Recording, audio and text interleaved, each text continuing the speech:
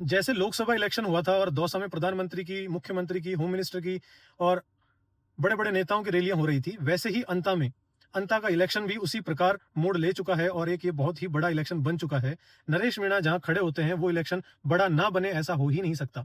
लेकिन समझ में ये नहीं आ रहा कि बीजेपी अभी तक अपना नाम क्लियर क्यों नहीं कर पा रही, अपना कैंडिडेट क्लियर क्यों नहीं कर पा रही। जहां नरेश मीणा ने 14 अक्टूबर को नामांकन रैली से अपना नामांकन भरा, नामांकन रैली, नामांकन सभा आयोजित करी। वहीं दूसरे दिन 15 अक्टूबर को जैन भाया ने कांग्रेस से टिकट लेकर के नामांकन रैली आयोजित करी और नामांकन भरा और बड़े-बड़े कांग्रेस के नेताओं को बुलाया गया। डोटासरा, अशोक गहलोत जी, सचिन पायलट जी, मुरारीलाल मीणा जी और जितने भी कांग्रेस के पदाधिकारी थे, सभी को बुलाया गया नामांकन रैली में वोट की अपील करने के लिए। लेकिन सचिन पायलट ने एकदम क्लियर कहा कि यह टिकट डोटासरा जी और बड़े अधिकारियों का दिया हुआ टिकट है और यह क्लियर करता है कि गुर्जर अब इस बात को इस तरीके से लेंगे कि सचिन पायलट का दिया हुआ टिकट नहीं है। अगर सचिन पायलट जी का दिया हुआ टिकट होता तो प्रमोद जैन भाया को गुर्जरों का पूर्ण बहुमत मिलता। लेकिन अब वही वोट पूरी तरह से नरेश मीणा के खाते में जाते नजर आ रहे हैं और वहीं बीजेपी अभी तक अपना कैंडिडेट लॉन्च ही नहीं कर पा रही है, कैंडिडेट की घोषणा नहीं कर पा रही है। 3 नाम सामने आ रहे हैं। एक हैं प्रभुलाल सैनी जी, दूसरे नंदलाल सुमन जी और तीसरे हैं नरेंद्र नागर जी और चौथे जो दावेदार बीजेपी के बनते भंवरलाल मीणा जी। लेकिन इनमें सभी से ज्यादा चांसेस टिकट लेने के किसके बनते नजर आ रहे हैं वो मैं बता देता हूं। सबसे ज्यादा चांसेस बनते नजर आ रहे हैं लाल सैनी जी के।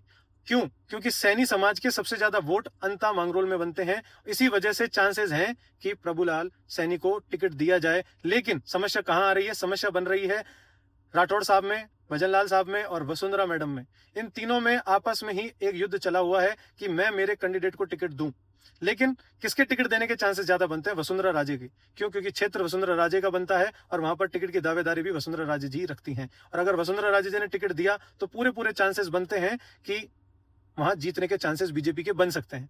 क्यों? क्योंकि सबसे ज्यादा वोट सैनियों के हैं और सैनी कैंडिडेट अगर आता है तो कांग्रेस के वोट भी कटेंगे और नरेश मीणा जी के भी वोट कटेंगे। इसी वजह से बीजेपी के चांस बन जाएंगे। और अगर अभी तक जो देखा जा रहा है वो ये समझ में आ रहा है कि टक्कर तो 2 ही लोगों में बन रही है। तीसरा कोई कैंडिडेट मैदान में समझ में ही नहीं आ रहा, ना तीसरा कैंडिडेट दिख रहा है, ना उसकी कोई चर्चाएं हैं। 2 कैंडिडेट हैं, नरेश मीणा जी और जैन भाया जी, प्रमोद जैन भाया जी। इन दोनों की ही दावेदारी बनती नजर आ रही है। ये इलेक्शन सिर्फ 2 लोगों के बीच का रह चुका है, कांग्रेस वर्सेस नरेश मीणा।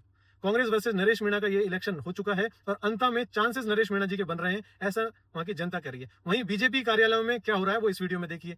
वहां पर लोग झगड़ा कर रहे हैं, आपस में टिकट के लिए एक दूसरे पर मार रहे हैं, ऐसा लोग कह रहे हैं। अभी तक वीडियो की पुष्टि नहीं हुई है कि वीडियो बीजेपी का ही है या किसी और दल का है, लेकिन ऐसे जनता बता रहे हैं, ऐसे कुछ लोग पुष्टि कर रहे हैं कि बीजेपी कार्यालय का वीडियो है। वीडियो देखिए और अपना राय कमेंट सेक्शन में जरूर बताएं। जय हिंद, जय भारत।